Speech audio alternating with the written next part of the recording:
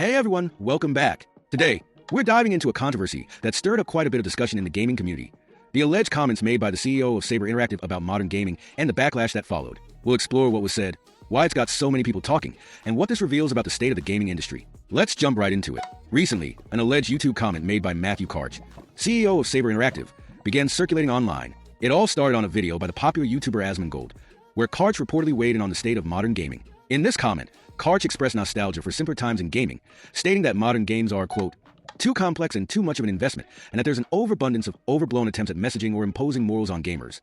He emphasized that when developing Warhammer 40,000, Space Marine 2, they wanted to create a game that was fun and immersive, without the heavy-handed messaging that often permeates modern titles. This, as you might expect, sparked quite a reaction. IGN picked up on the story and ran an article questioning whether this comment actually came from Karch. Interestingly, when reached out to, Saber Interactive and Embracer Group, the parent company, declined to confirm or deny whether the comment was made by Karch himself. This refusal to engage only fueled speculation. PC Gamer also joined the fray, publishing their own piece criticizing the supposed reversion to a time when games didn't try to push morals or social messages. Both outlets seem to take issue with the idea of a game that's just about fun, as if that's somehow a bad thing. It's almost as if they're more invested in enforcing a narrative than celebrating what gaming is all about. Now, if we take a look at a popular YouTube video analyzing the situation, the host brought up some very compelling points. They highlighted how media outlets, such as IGN and PC Gamer, seem to be pushing a witch hunt against anyone who deviates from a particular narrative in the gaming industry. The host was vocal about how Saber CEO merely stated a preference for creating fun, engaging experiences without the need for pushing political agendas,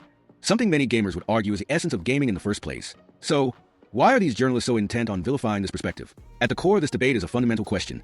Should games always carry a moral or political message? Or can they just be fun, immersive experiences? The reality is that gaming is a diverse medium, and there's room for both. However, when media outlets and certain voices in the industry begin to enforce the idea that every game must align with a specific ideology or message, it risks stifling creativity and variety. What's fascinating is how many gamers are coming to the defense of Saber Interactive CEO. Many players feel that the gaming press is out of touch with the community's desires. Gamers want options.